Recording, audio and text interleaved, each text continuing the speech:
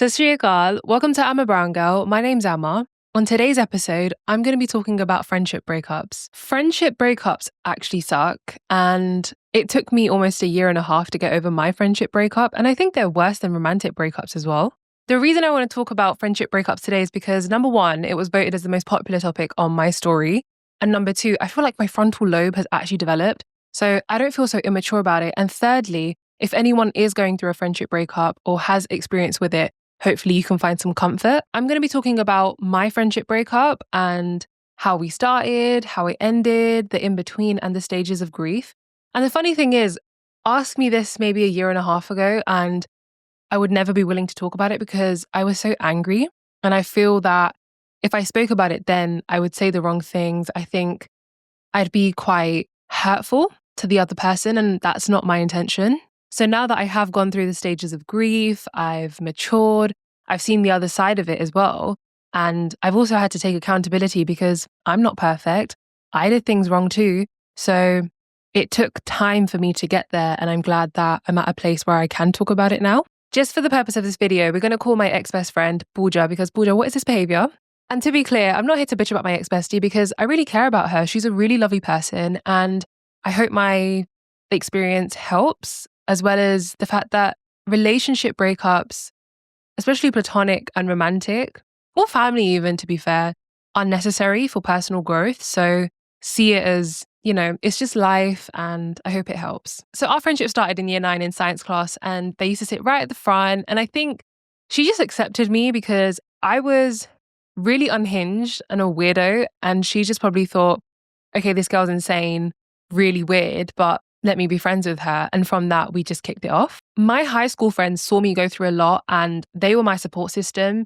Bulja saw me go through a toxic home. She helped me move out of my home. She saw me go through a horrific relationship. So it was a lot that she supported me with. And despite us being so young, she was always there for me.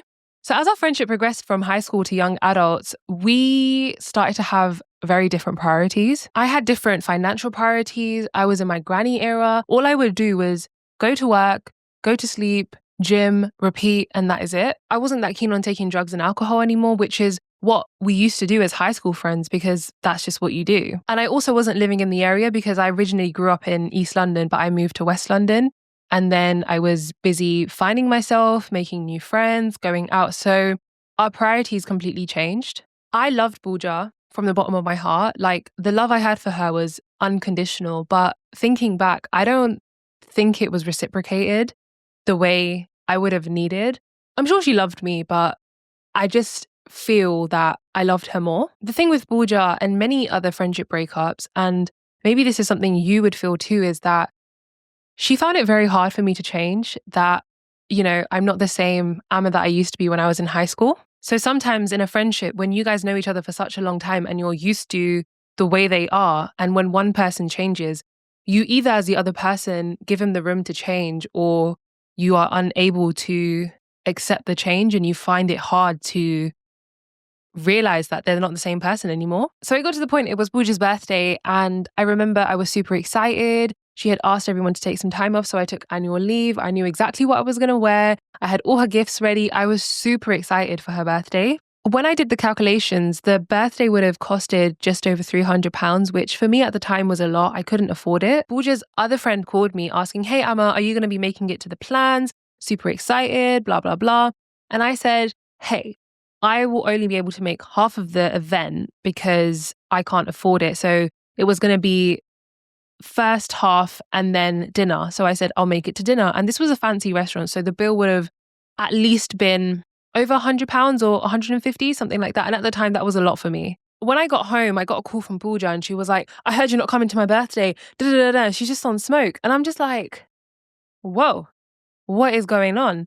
Clearly, this other friend of yours has spoken to you to say that, oh, Amma's only going to make half of it, which now I can understand. Pooja might have been a bit like, what's going on? But at the same time, if you are my friend, I should always feel like I can talk to you openly, and you shouldn't be coming to me with so much smoke. That's not a nice feeling. So I explained, I can't afford it, blah, blah, blah. And then it was just a really awkward phone call, and that is it, really. So Pooja came to me with smoke. She was really upset, and I still tried to explain that, hey, like, I can't afford it. It's a lot for me. I'm super excited for your birthday and I want to be there. I want to celebrate your day, but I'll only be able to attend half of it because that's all I can afford. And she was still pretty upset. She did offer to pay, but at the same time, because I was living out, I had my rent to pay, bills, other financial responsibilities, and I was working, but Pooja hadn't at the time moved out or ever paid rent. She was still with her parents. So I can understand that maybe she didn't see how much financial burden I had because it's something that she hadn't experienced before. But for me, borrowing money for a birthday wasn't justified. I would only ever borrow money from a friend if it was like an emergency where I needed to pay rent or bills or food, which I could justify. But for a birthday, I couldn't. So long story short, Pooja messaged me saying that, I shouldn't come to the birthday, that money is a poor excuse, that if I wanted to, I would, that whenever it's my birthday, they always go all out and blah, blah, blah. And I'm just like, girl, where is this all coming from? And just like that, the friendship was over because so much time had passed. And I remember this so clearly. I opened the message whilst I was at the gym and I felt so much rage that day I hit a personal best because I was so angry. So in terms of the stages of grief, you have denial, then it's anger, then it's bargaining, then it's depression, and then acceptance. But for me, I went straight to denial, anger, skip the bargaining, depression for a year and a half, and then acceptance. I think with that relationship, it was coming to an end because with any relationship, you want it to align in terms of, even going through the hardships or the changes that you go through as individuals. At the end of it, when you go through all of that, you do want to still align at the end of it so that both of your needs are met. Neither of our needs were being met. I wanted something different from the friendship, and I'm sure that she also wanted something different from the friendship too. And then for a while, I was really angry, and I also distanced from my other high school friends because Pooja was in my high school friendship group. So naturally, there was just distance, and I was no longer friends with all of my high school friends. At the time, I thought I was so mature in terms of how I handled it. And I think with the best of my capabilities and the mental age that I was at the time, I do think I did pretty well, but I was still quite immature. I was still very angry. And then for a straight year and a half, I was really down about it because I lost my best friend. And this was someone who I couldn't imagine my life without. I really cared about them. We spoke the same language. And I just thought, like, how can this end? Like, I really love this person. The biggest lesson that I've learned in terms of friendship breakups is it's not worth being angry. And yes, it's easier said than done. But after the time has passed and now that I've matured, I realized that heartbreak was very necessary for me to go through. They help you grow and they create space for people who do align with you. And it may be that person comes into your life for a certain period of time, so enjoy it and love them wholeheartedly. And if the time is right and it's necessary, let that person go so you can grow. I absolutely love and adore the friends that I have now, and they do align with me. And I am loved, I am taken care of, I am considered, and I am reciprocated for what I want out of my friendships. The one thing I love about being a woman and just the sisterhood that you find amongst your female friendships is unmatched and like no other, because a day spent with my girlfriends is the perfect day. Like, the conversations we have are so deep, they are so enriching, and I love that. Looking back, what I wish I knew was to have not taken things so personally. Sometimes when you go through a breakup, you think that it's just that there in that moment and it's going to last forever, and it's not. I felt so attacked and I took it very personally because I was like, what's wrong with me? Like, why am I not good enough? Why this and why that? And it was just all about me and I. But in that moment, I didn't realize that we were not on the same page anymore. And even being able to sit here and talk about it is really big for me because I never thought I'd be able to, especially with a lot of maturity, because I was not mature about it for a long time.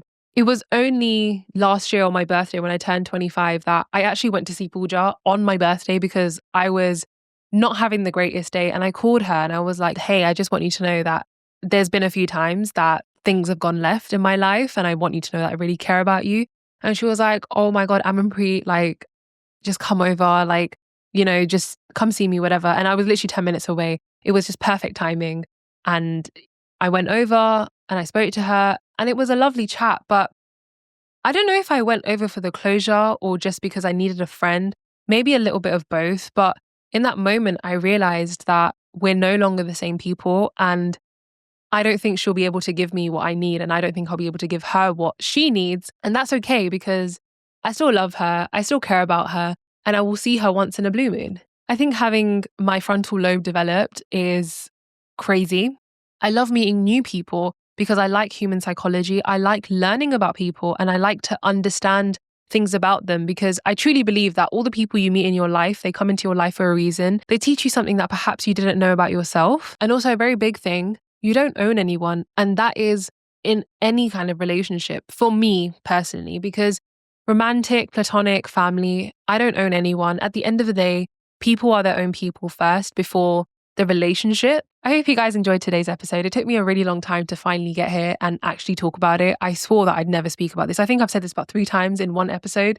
And honestly, life is too short to be angry. So similarly, if you listened to my last few episodes about the relationship with my mum, Pooja was also on my mind. Like, I was the one being distressed. So I think that is my mantra moving forward. If it causes me stress, it's not worth it. I need to move forward.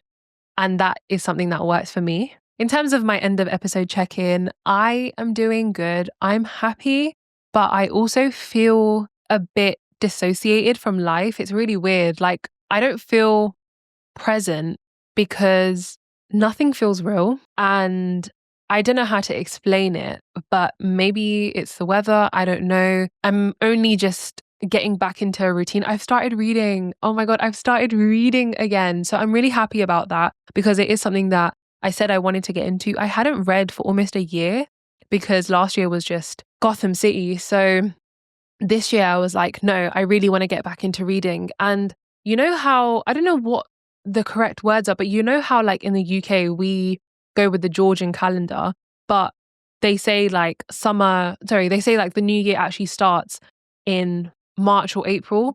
I truly feel that because I thrive when the sun comes out. So now that the weather's getting a little bit better, I am feeling a little bit better. But I also think like the whole job hunt thing is getting me a bit down. And I'm kind of confused as to, do I continue job hunting? Do I pursue my passions? I'm brainstorming more content ideas, but I'm also being very kind to myself that whatever I want to do, whatever my creative pursuits are, it's okay. Write them down, do them bit by bit. Don't just try to do everything now because it doesn't work. So I'm giving myself a lot of grace to not rush everything. I hope you guys enjoyed this episode. I hope you learned something. I hope you could relate. If you did like today's episode, make sure you like, subscribe, share, all of that. Drop me a DM, give me some suggestions, what you thought. Your feedback is always valued. I really appreciate it if you've made it to the end of this episode. Your engagement means a lot to me, so I thank you so much for that. But on that note, I need to go. I'm seeing a really good friend. I'm going to Disham. I've been to Disham twice in the space of a week. If that doesn't show how obsessed I am, I feel like I need a black card for Disham. I absolutely love Disham. Jess even gifted me their cookbook, which is like that fat. And I put it on the side of my bed because it's like my prized possession. It means the world to me. I am obsessed with that restaurant, just the service, the company, everything. Anyway, I could go on about it forever. I love Disham and I dream to work with them and I will. Anyways, I thank you for watching. I thank you for listening. Thank you. Dhanyavad. Sat Sri Akal. Bye.